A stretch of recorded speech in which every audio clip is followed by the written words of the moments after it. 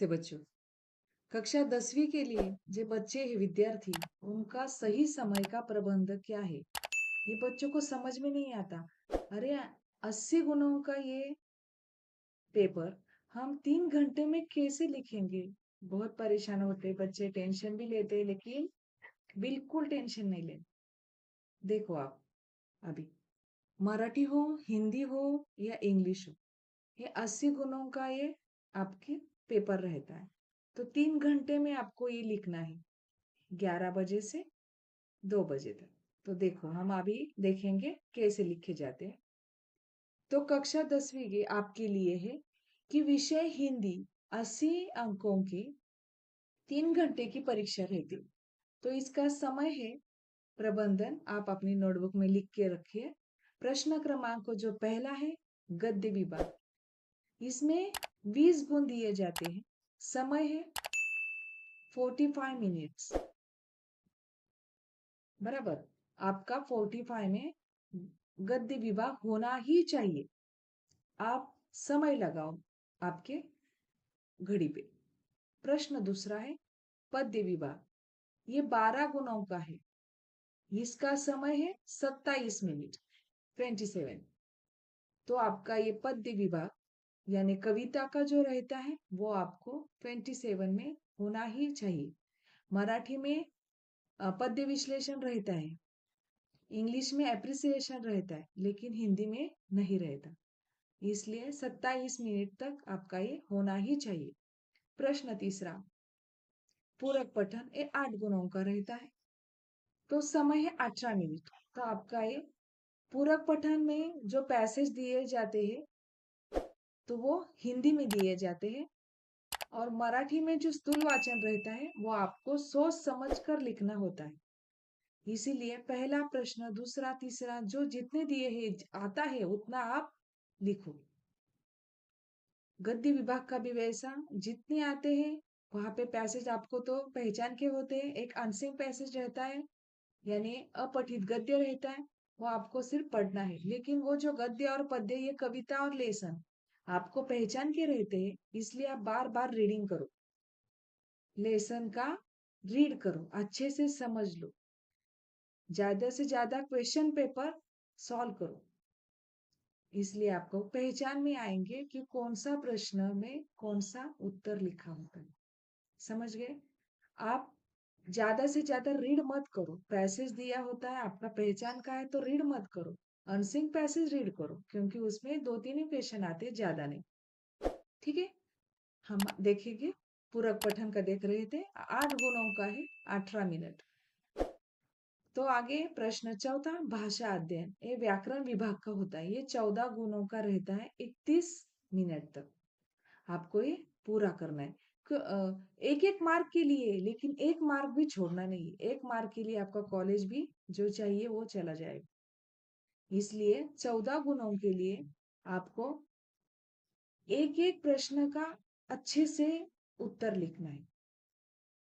जल्दबाजी मत कीजिए, एक बार अच्छे से देखिए या हमको आता है, वो आएगा, ऐसे सोचकर सब प्रश्न लिखो, उत्तर लिखे। प्रश्न लिखना नहीं है, सिर्फ प्रश्न का आपको नंबर डालना है। प्रश्न क्रमांक 1 हो गया, चालू कर देना है।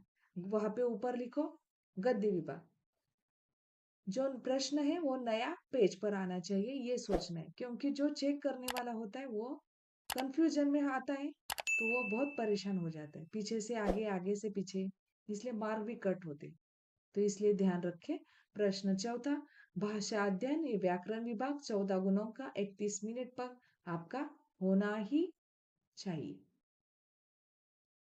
और वहां पे मुहावरे रहते, प्रश्न मुहावरा में 2 रहते, तो ऊपर का नहीं लिखना है आपको, नीचे का ही लिखना है, क्योंकि वहां पे आंसर भी होता है।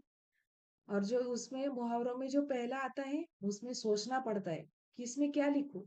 तो जो दूसरा है मुहावरों का वो आप लिखिए। ठीक है। प्रश्न पांचवा है उपयोजित लेखन, ये पूरा लेखन कौशल्य है।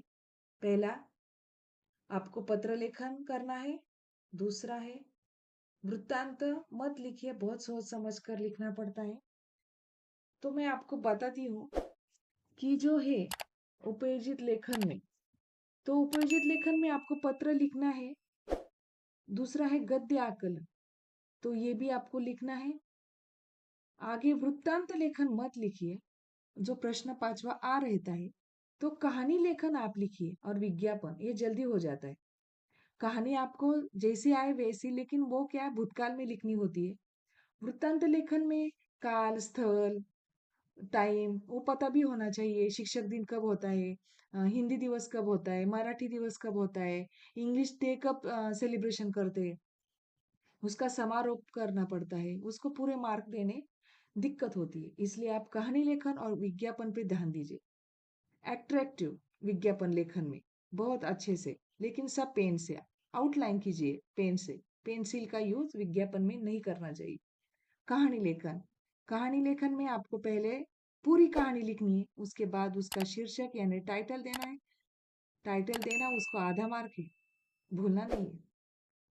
कहानी लिखनी है, उसके नीचे आपको आना है सीख लिखनी है। नहीं आ रही है, सोच समझ कर आपने जो कहानी खुद से बनाई है, ज्यादा से ज्यादा 1 से 2 पेज यानी 1.5 पेज लिखो। ठीक है। उसके बाद लाया निबंध लेखन। वो 3 में से किसी एक प्रश्न का 80 से 100 शब्दों में लिखना है, लेकिन कितने, 59 मिनट में। ये पूरा आपका उपयोजित लेखन होना चाहिए। 5 प्रकार उसमें से 3 प्रकार आपको लिखने हैं। आपको 5 दिए जाते हैं, नहीं तो 3 दिए जाते हैं, उसमें से एक ढूंढकर अच्छे से, लेकिन ज्यादा से ज्यादा मैं तो कहूंगी आत्मकथन लिखिए। ये खुद खुद खुद है, जैसे कि मैं फड़ा बोलतू, मैं किताब बोल रही हूँ, यानी खुद पर लिखना है, किताब के बारे में। ठीक है। तो आप अच्छे से ध्यान देकर लिखो। आपका 45 प्लस 27, 80, 31, 59 इज इक्वल टू 180 हो गए। अभी आगे देखें कि ये जो विषय हिंदी जो 80 मार्क का है, उसका विषय पर हम देख रहे हैं। ये जो मैंने दिया है, पहले आपको क्या करना है, 9 बजे वहां पे हाजिर रहना है। अंदर आपको 10 बजे लिए जाता है। 11 बजे से 11:05 तक आपका बार कोड, यानी वहां पे जो ब्लैक कलर का है बार कोड लगाना। निर्देश पढ़ने के लिए 5 मिनट। समाप्ति समय 11:05। उसके आगे आपको चालू कर देना है। प्रश्न पहला गद्य विभाग 41 मिनट। 11:05 से 11:15 तक आपका होना चाहिए गद्य विभाग। पद्य विभाग 25 मिनट में होना चाहिए, 11:46 से 12:11 बजे तक। प्रश्न तीसरा पूरक पठन 17 मिनट में, 12 से आपका 12:30 तक, 12:11 से ये होना चाहिए पूरक पठन। भाषा अध्ययन 29 मिनट का, यानी 12:30 से 1 से 5 मिनट के पहले होना चाहिए। उसके आगे है उपयोजित लेखन प्रश्न 5वां, आखिरी लास्ट वाला, 54 मिनट का। इसका समय देखिए, 12:57 से 1:51 तक, अंतिम 1 मिनट। आपको पेपर चेक करना है, पुरौनी बांधनी है, लेकिन आपको पुरौनी यानी सप्लीमेंट आपको लगी तो लगाना है, नहीं तो वहां पे ऊपर जो है वहां पे बताया जाता है कि आपने कितनी सप्लीमेंट लगाई, नहीं लगाई तो 0 करो। वहां पे 1 + 0 इज इक्वल टू 1, वहां पे दिया जाता है आपने सप्लीमेंट कितनी लगाई। लगाई तो लिखो, नहीं लगाई तो 0। और लगाई होगी, इधर उधर मिस हो गया तो आपके मार्क जा सकते हैं। इसलिए आप केयरफुली से ये काम लीजिए। ओके, आगे देखें। ये तो मैंने अभी दिया। प्रश्न पहला कैसे लिखना है, निर्देश बारकोड, ये पूरी अंतिम सारणी है। अच्छे से आपने नोटबुक में नोट कर लीजिए और ध्यान दीजिए। अच्छे से पेपर लिखिए, टेंशन मत लीजिए, बिल्कुल नहीं, फ्रीली। परीक्षा पूर्व निर्देश अध्ययन को याद रखें। जाने से लास्ट अंतिम तक पढ़ना नहीं, जो किया है उतना अच्छे से याद करें, टाइम वेस्ट नहीं करना है। लास्ट में अंदर गए तो सर सिर्फ शांत बैठकर याद करना है। महत्वपूर्ण विषयों सूत्र अध्ययन के लिए अनुभागों को जल्दी से याद करें। शांत रहे, तनावग्रस्त ना हो। हम जितने टेंशन में आते हैं उतना पूरा भूल जाते हैं। पर्याप्त अच्छी सी रात भर नींद ले और मानसिक तनाव से बचे। सामग्री आपके पास चाहिए, एडमिट कार्ड यानी आधा आपका I card, pencil, pen, ruler और आपका हॉल टिकट, वो इम्पोर्टेंट है। एक राइटिंग पैड आपका खुद का, वहां पर कुछ मत लिखिए। ट्रांसपेरेंट जो रहता है ना, वही राइटिंग पैड। पाउच भी ट्रांसपेरेंट रखिए। आदि सामग्री पहले से ही आपके एक दिन पहले तैयार रखें। समय पर पहुंचे। निर्धारित समय से पहले परीक्षा केंद्र में पहुंचना सुनिश्चित करें। परीक्षा के दौरान निर्देशात्मक प्रश्नों को ध्यान से पढ़ें। प्रश्नों को समझे बिना उसका उत्तर देने का प्रयास मत करें।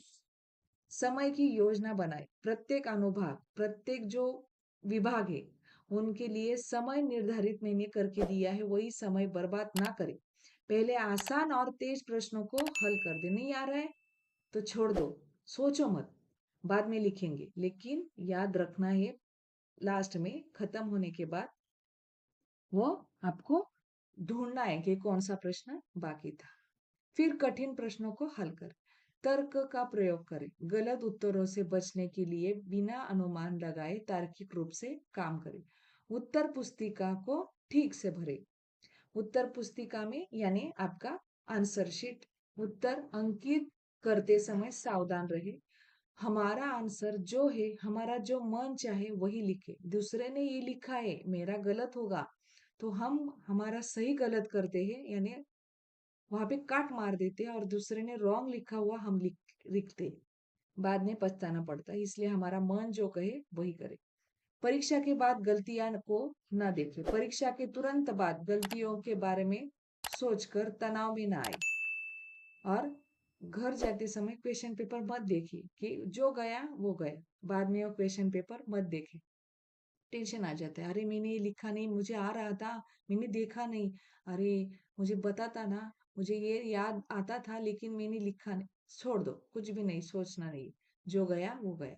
बाद में टीचर हम देंगे क्या, बाद में हम जाएंगे क्या कि मुझे पेपर दो सर, मुझे याद आ गया क्वेश्चन, नहीं। तो ध्यान से, हमारा जो गया पेपर से उसकी चिंता मत करें, धैर्य रखें। आपका जब रिजल्ट आएगा, जब पेपर का आपको समझेंगे आज निकाल है, तो आप खुद पर विश्वास रखें।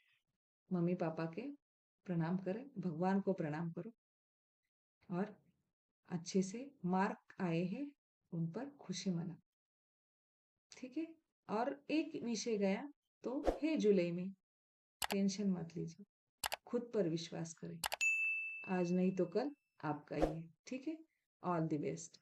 धन्यवाद।